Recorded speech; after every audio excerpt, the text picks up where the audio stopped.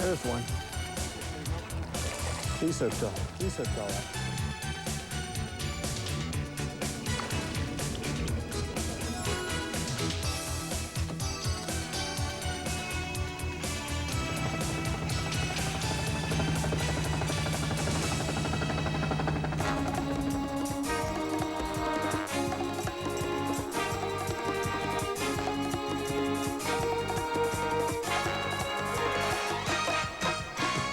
Leesburg, Florida today on the Harris Chain of Lakes for the $188,000 Bassmaster Florida Invitational. The Harris Chain has historically been a great fishery, lots of bass and big ones. But something's happening that's changing this fishery. We'll show you what we mean when the Bassmasters return. I'm Bob Cobb. Stay tuned, we'll be right back.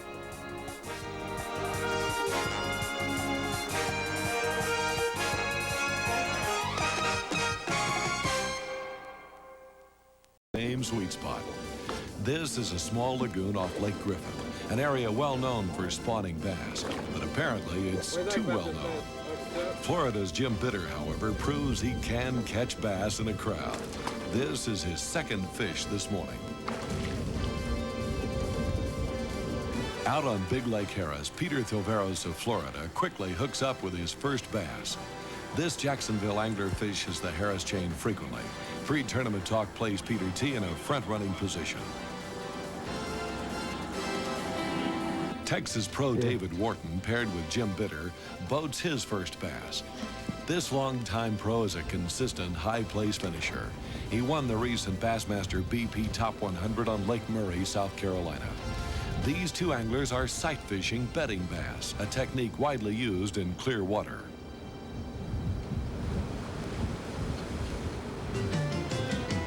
The habitat has changed here. The Harris Chain of Lakes is becoming weed-free as a result of chemical treatment.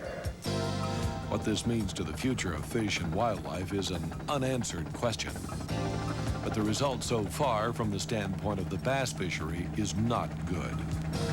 Larry Nixon, a two-time Megabucks winner on the Harris Chain, shares his feelings about grass and bass. Well, grass to me is the most important habitat you can put in most lakes because it helps the water filter itself, clean it out of sediments. Any impurities in the water, grass cleans it out. And number two, it gives bass a hiding place, which to me is very important in catching a bass because if he don't have a hiding place, he's not happy at all. He just don't feed very much. And then another very, very important factor is a place for the fry to hide and grow up, where they can get away from the brim, the bluegill, and all the predators that they have to worry about, and have a chance to grow up. To me, one of the worst things that can happen to a bass lake is to get all the grass killed in it because it just changes the whole bottom complex. Jim Bitter connects with another hometown bass. Jim lives in nearby Fruitland Park. Before turning pro in 1986, he served 13 years as a fisheries management specialist on the Harris Chain for the Florida Game and Freshwater Fish Commission. His job was monitoring the lake's fish population, water quality, and food chain. He's considered the expert here.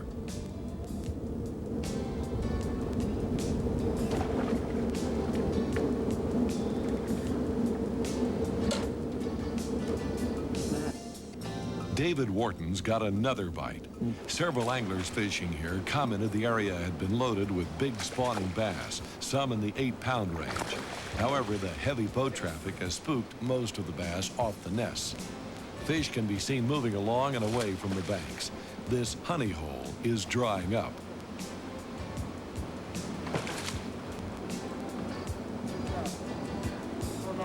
First day weigh-in at Leesburg's Venetian Gardens, and local favorite Jim Bitter comes to the scales. 8 pounds and 3 ounces, and here's your new leader, Jim Bitter. Boy, Jim, that's beautiful. 3 bass, and look at the big one, folks. There's a secret. Jim's got it. Rick Clun with 1 keeper. Weight 1-1. 4-time world champion Rick Clun weighs in and comments about the situation. Yeah, we're going into some better conditions, but that may not be our problem. I don't know that the conditions are our problem. You think the population may be diminished? Well, you can't take a national forest that's full of deer and take all the trees out of it and expect to have deer 3 years later. And that's basically what you've got in this situation. Good illustration. Okay, thank you. It looks like Tennessee angler Ron Click may have the day's big bag. Weight, new leader, folks, 8 pounds, 8 ounces for Click. There we go. The Bassmasters will be right back from the Harris Chain of Lakes and the Florida Invitational.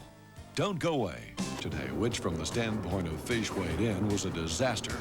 The 272 anglers caught only 271 bass, weighing 354 pounds.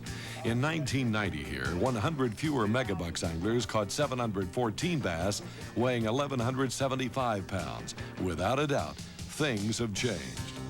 Local favorite Jim Bitter connects early with a small bass, but he needed only 6 ounces to gain the lead.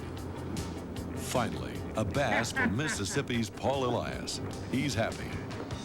Excessive grass can be a problem anywhere. It obviously needs to be controlled to some degree, but many tournament fishermen and permanent residents here, like Huey Hook, think the baby has been thrown out with the bathwater. That's exactly what happened. The weed control killed this lake. They killed all the hydrilla, they killed all the pepperweed. They just put them pellets in there, and that in the pad, they've killed, I'd say, 2/3 or more of the lily pads is in there. They come in here and they drop them pellets on this lake to get rid of the weed. And when they done that, they killed the lake. That's all there is to it. They claim that didn't do it, but it's dead. This lake is dead. And they claim Big Lake Harris is going to be dead in a year. Now they're over there dropping pellets in Lake Yale, and that's a good bass lake. I don't agree with them at all by dropping in there and killing vegetation. This used to be covered with weeds on the bottom. Now you kill the weeds on the bottom and you get rid of your minnows and you ain't got no fish. These fish are starved to death. Here's Jim Bitter's opinion about the bass density on the Harris Chain. I won megabucks in '89 and the hydrilla was already gone, but fishing was pretty good then, and I think it was a result of all the hydrilla that was out there.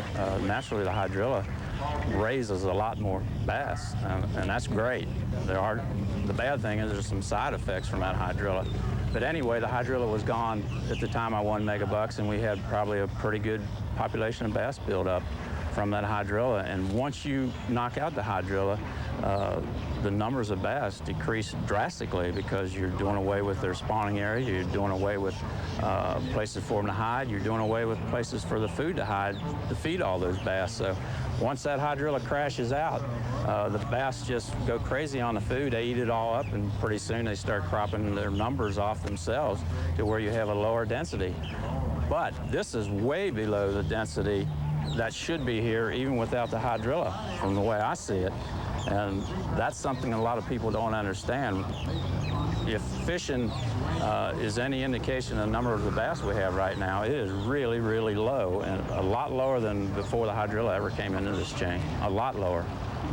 What's the official word on the effects of the chemical applications on the Harris Chain? William Davis, Executive Director of the Lake County Water Authority, explains it. Well, from what we can tell in terms of the fishery impact, it's been fairly minimal. We have noticed, particularly when hydrilla was in this system, Lake Harris in particular, a 17,000 acre lake, had approximately almost 1,900 acres of hydrilla. Most of that was topped out at the time we treated it back in 86 and 87. Hydrilla does provide additional structure, which makes it somewhat easier to catch bass, and the catch rates that were apparent at that time were obviously better. Once we had the opportunity to remove hydrilla from the system back in the late 80s, we have seen not necessarily a lot of effects on the fisheries, but we have seen some effects on the ability for the catch rates actually being down. But all the research to date has not really proved a significant impact on fisheries per se in terms of the number and sizes of fish. There have been reports here of dead, sick, and dying fish. They died all summer. The canal I live on over Stumper, you couldn't hardly go out to it all summer long with dead bass and fish. I'd be out here fishing. I'd come out here and plug around early in the morning. See dead bass all the time, all summer. Is killing a And lot what of have the fish. anglers observed, like Larry Nixon? I haven't seen a healthy bass since I've been here, and this is 4 days. or Jim Bitter. During pre-fishing, I think I caught about 7 bass in the 1 to 1.5 pound category that were paper thin. I mean, they were so thin that you almost wonder how they would be swimming. A lot of them had sores on them and didn't look healthy at all. And for the number of fish I caught during those 3 weeks, I figured it out. About 20% of the fish I caught were in this shape. And I only caught them in Harris, which I think leads me to believe that this thing is ending up in Harris. It may have started in the rest of the chain and ended up in Harris. And are still, I believe those fish are still going to die, the ones that we're catching that are paper thin right now. So I don't think it's totally over with. It may have run its course in the rest of the lakes, but I don't think it has in Harris yet. And I can't sit here and tell you that aquatic plant control activities is not having an impact, because just man's intervention in the system has. However, when you look at the alternatives, there are very few alternatives available. And what we feel that we're doing is we're doing what we can to minimize the overall impact, not only on the fisheries, but on the general ecology of the lake.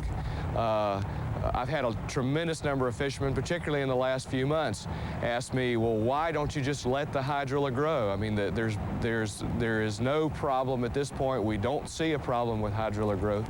Why don't you let the hydrilla grow? Well, unfortunately, because of the growth expansion of hydrilla, particularly in the neighborhood of being able to double and quadruple in any particular given year, the problems that we have is that the lake would have the potential of being topped out in the next, the next couple of months in a lot of cases. So, when you go in and try to manage a system, you try to manage it with the least amount of herbicide possible. The Bassmasters will be right back from the Harris Chain of Lakes at Leesburg, Florida. Bo Dowden comes to the scales. Here he is. He's moving right up in the money, Bob, with 4 pounds and 10 ounces, and we're going to have a reading. 4 pounds and 11 ounces. 11 ounces. Mark it, 411. Now, this gives Bo Dowden the lead, folks, right there at the end of the second day, unless something remarkable happens in the next few minutes. You're kidding. No, I'm serious. It's a heart attack.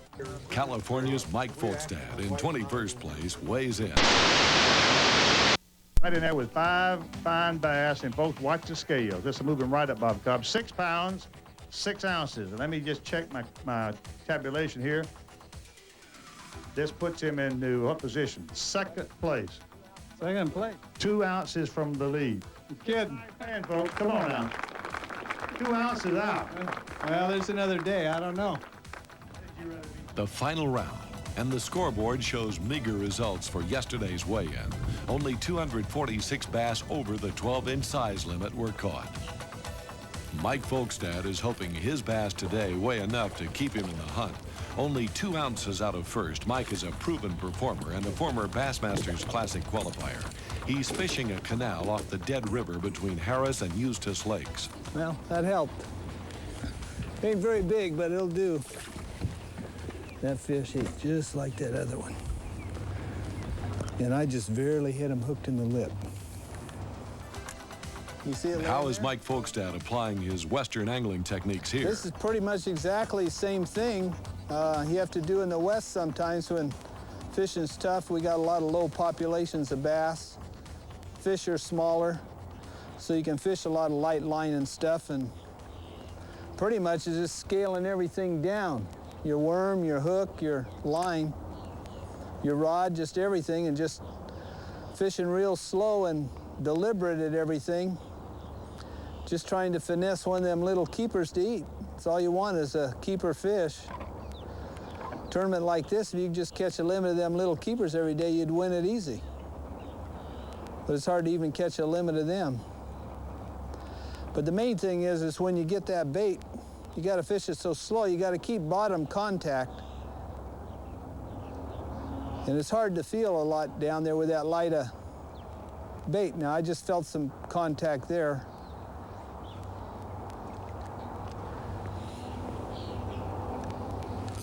There's one. That's a good one. That's a good fish.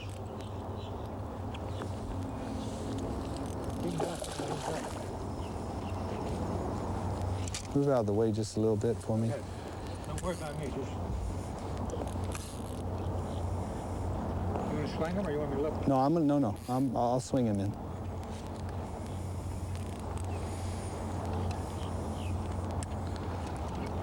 Wait till he's ready one more time. Gotta take your time with this light line. He looks like he's hooked pretty good? He's hooked all right. Oh, he is. Yeah, he is. Good fish. That one there will help. Kiss that one.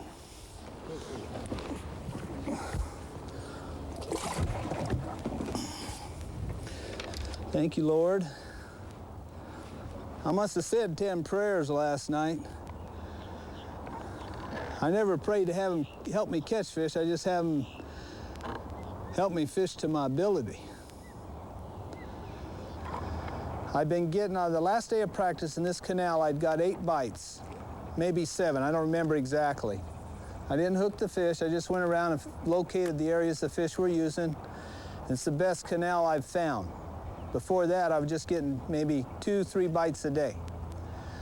So when I come in here the first morning, I fished for 2 hours and I caught 1 fish, fishing 3/16, you know, big 8-inch worm.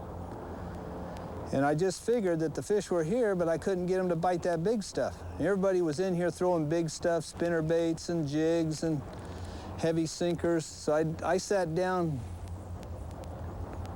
took the line out, got my spinning rod out, and took my line off of it, put 8-pound test line on, put an 1/8-ounce sinker and a 4-inch finesse worm on, and started fishing.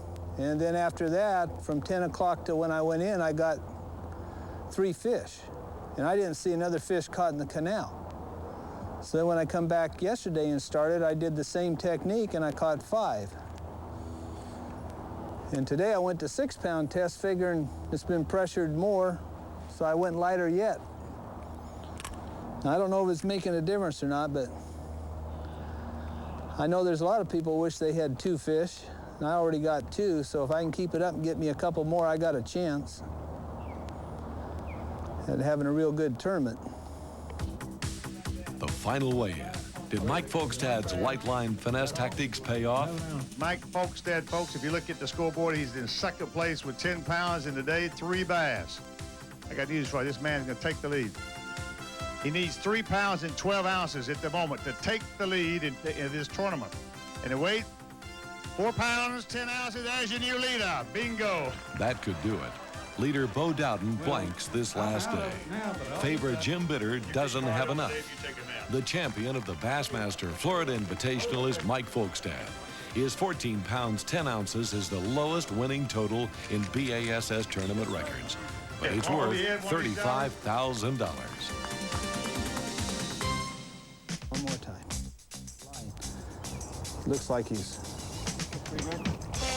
Right now, it's time for the Pros Pointer, the how-to section of the Bassmasters. Brought to you by Wrangler, the most comfortable jeans known to man. The object is, when you cast in fishing this visible cover, is you're feeling the bottom all the time. Plus you're reading the electronics. So I can see the visible color like these pads over here. I know that I need to put the bait right by the pad because there may be a fish holding shallow right underneath the pads. Now I'm going to feel the cover out here in front of the pads, plus I'm going to watch my meter to see if there's any deep water adjacent to these pads, because these fish look for this deep water access, and I want to find them where they're at when they're not in the pads. So I'm feeling all the time with this bait. After I've made my presentation shallow, I'm feeling the bottom all the time. As soon as I hit a piece of wood, like right now, here's a piece of wood, I can feel it with that sinker. It doesn't feel like mud and so forth. And I'm just working it through to see how big this piece of wood is. Now that I know it's right there, I'll bring it in. I'll make another pitch out in that same area and see how big it is, so I know where it's at. The point of this whole thing is besides me being able to fish the visible cover, I can also fish the cover that's underneath the water. Right now I'm hung up in the cover right here. So after everybody has fished this, I'll be able to pick off these extra fish down here that everybody's going over, and it gives me an edge in the tournament. Fishing here. There was only 35 anglers that caught more than 3 bass in the 3 days, and only one 7-bass limit was weighed in. Next week, we'll be just north of here on the St. Johns River at the Bassmaster BP Top 100. And believe you me, there's a difference in the bass catching action. You'll see it all right here. For the Bassmasters, this is Bob Cobb. See you all next week.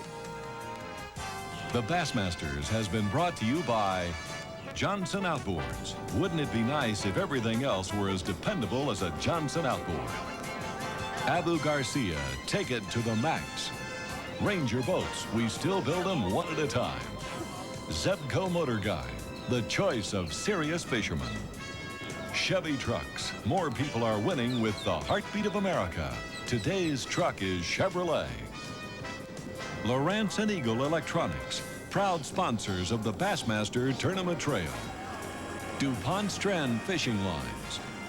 Bass Pro Shops, world's largest supplier of premium tackle.